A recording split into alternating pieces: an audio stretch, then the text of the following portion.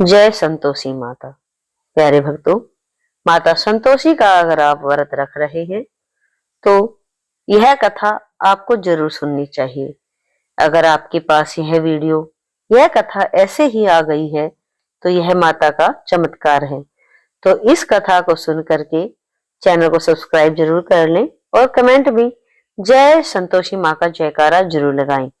माता संतोषी आपके सभी मनोकामना पूरी करे और आपके हर दुख दूर करे। आइए संतोषी माता की कथा सुनते हैं। सुनने वाले से विनती है, कथा को अधूरा बिल्कुल नहीं छोड़े। जय संतोषी माता। कथा की शुरुआत करते हैं। आइए सुनते हैं माता संतोषी की बहुत ही पौराणिक कथा। एक बुढ़िया थी और उसके 7 पुत्र थे। 6 कमाने वाले थे, एक निकम्मा था। बुढ़िया माँ 6 पुत्रों की रसोई बनाती, भोजन कराती और पीछे से जो कुछ बचता सो 7वें को दे देती थी। परंतु वह बड़ा भोला भाला था, मन में कुछ विचार न करता था।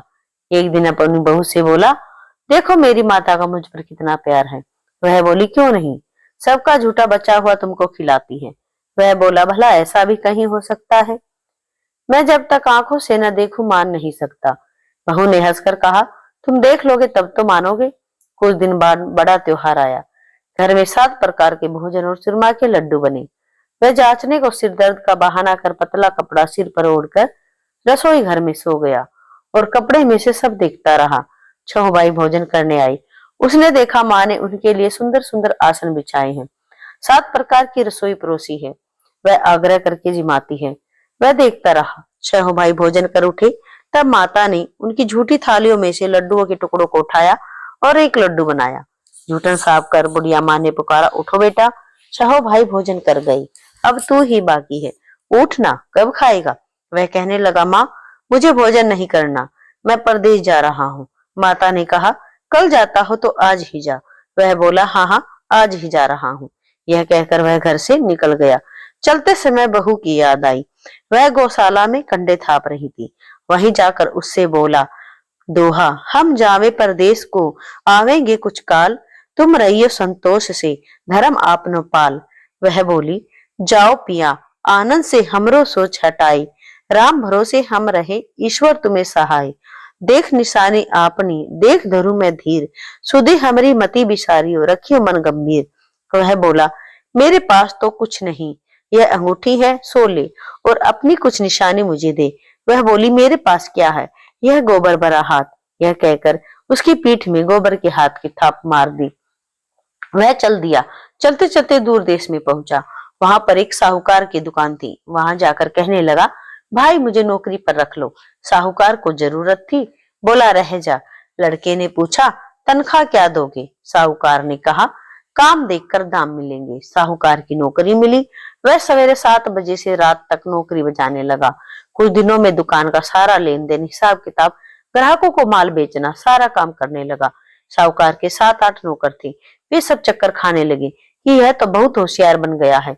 सेठ ने भी काम देखा और 3 महीने में उसे आधे मुनाफे का साझीदार बना लिया।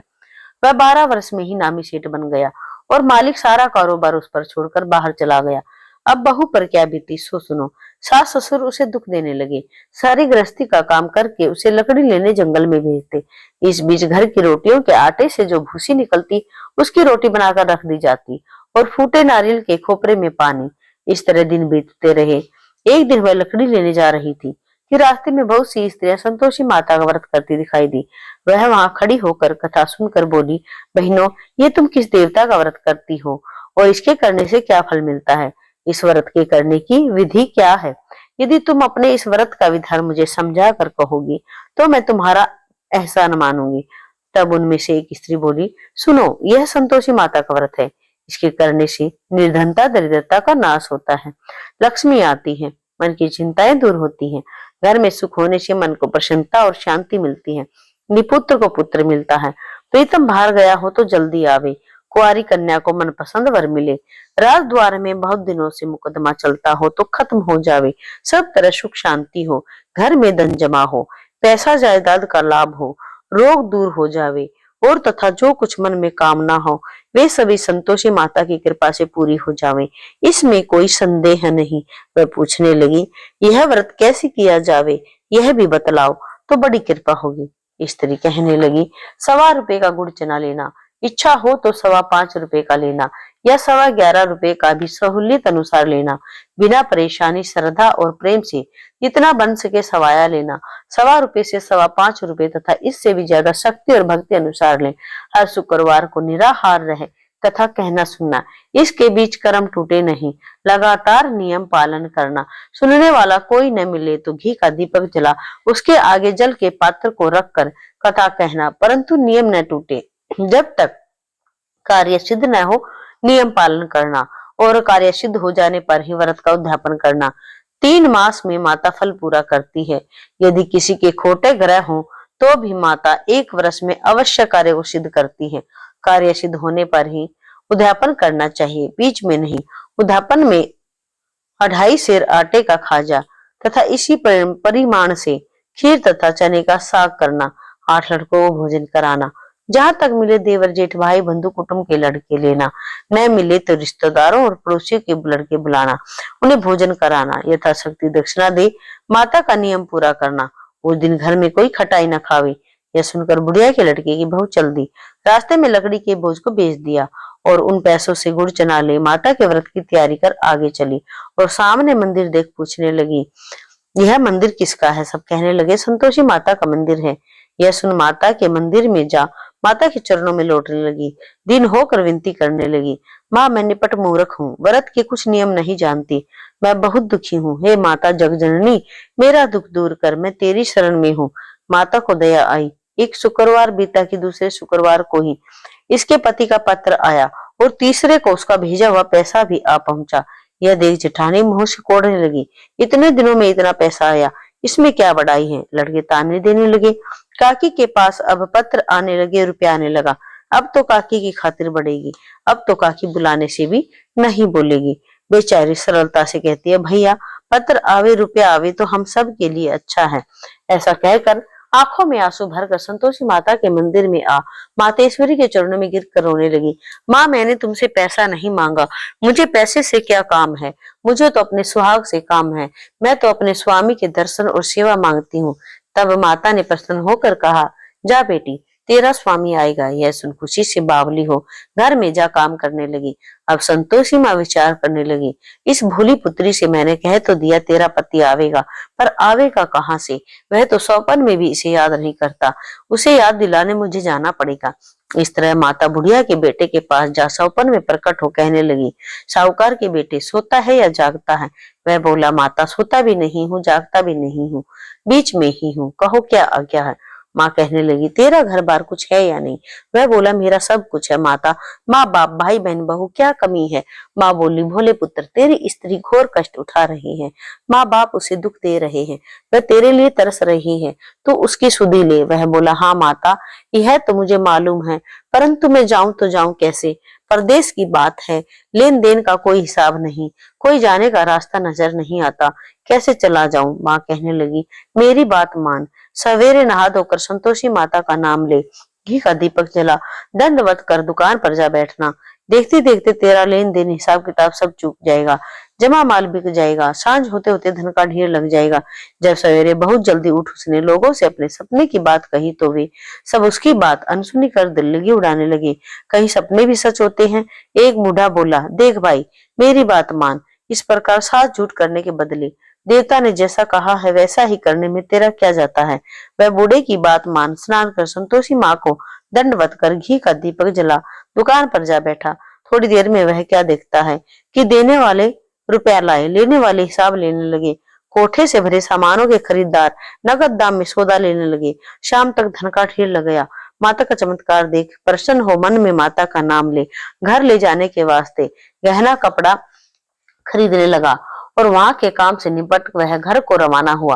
वहां बहू बेचारी जंगल में लकड़ी लेने जाती है, लौटते वक्त माता के मंदिर पर विश्राम करती है। वह तो उसका रोजाना रुकने का स्थान था।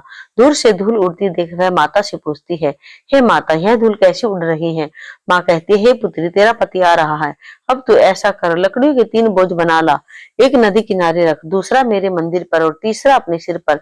तेरे पति को लकड़ी का गट्ठा देखकर मोह पैदा होगा। वह वहां रुकेगा, नाश्ता पानी बना खाकर माँ से मिलने जाएगा। तब तू लकड़ियों का बोझ उठाकर घर जाना और बीच चौक में गट्ठा डालकर 3 आवाजें जोर से लगाना, लो सासू जी, लकड़ियों का गट्ठा लो, भूसी की रोटी दो और नारियल के खोपरे में पानी दो। आज कौन मेहमान आया है? माँ की बात सुन बहू, बहुत अच्छा माता, कहकर प्रसन्न हो लकड़ियों के 3 गट्ठे ले आई। एक नदी तट पर, एक माता के मंदिर पर रखा। इतने में ही एक मुसाफिर आ पहुंचा।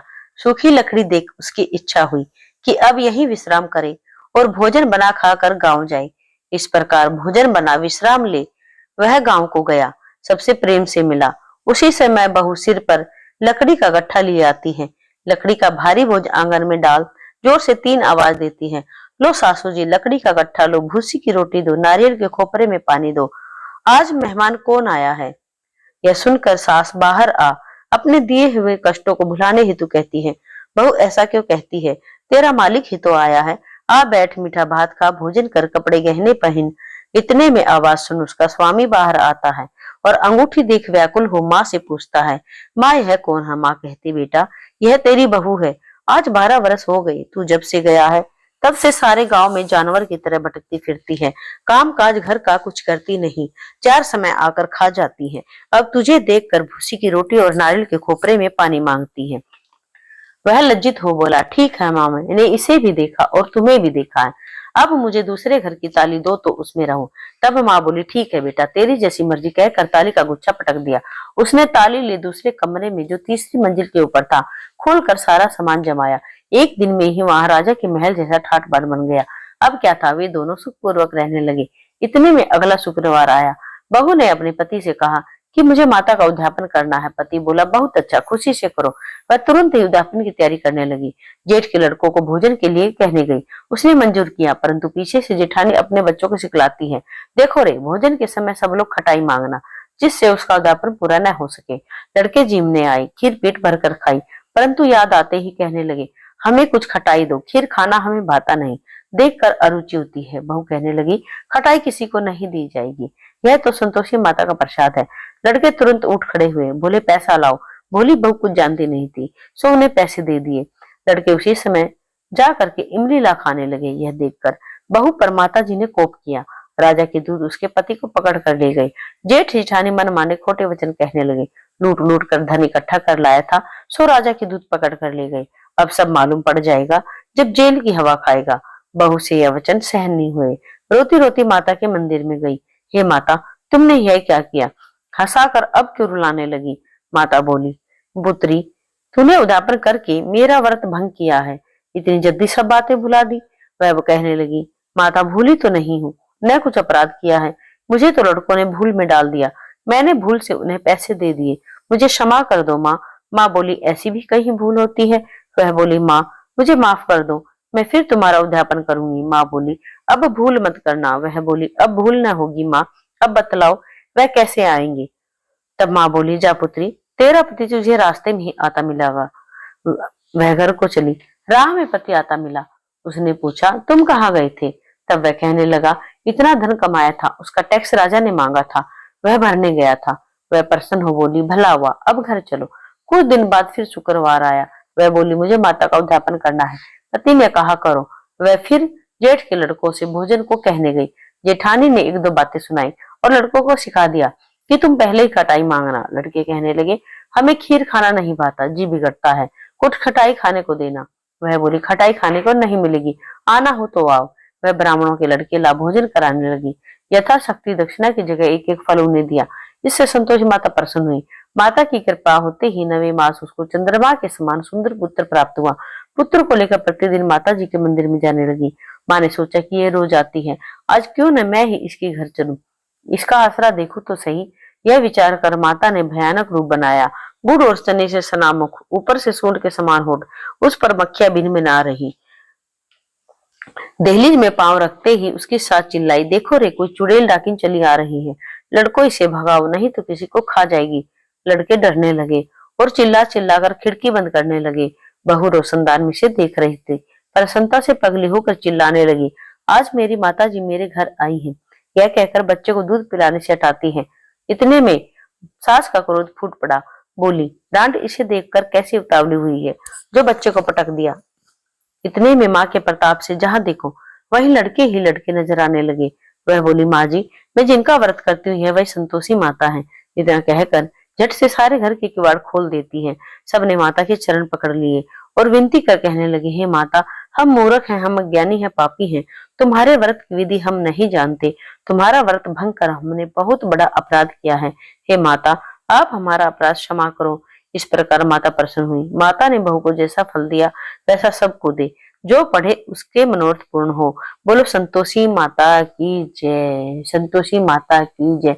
जो भी इस व्रत को संकल्प करके पूजा करता है, माता की कथा सुनता है और बड़े ही श्रद्धा भाव से माता की कथा सुनता है, उसके सभी मनोकामना पूरी होती है। संतोषी माता उस पर सदा ही कृपा करती हैं और उसका कल्याण करती हैं। अगर आप किसी विशेष कामना के लिए यह व्रत करना चाहते हैं तो संकल्प करें और माता रानी आपकी मनोकामना अवश्य ही पूरी करेगी। बोलो संतोषी माता की जय।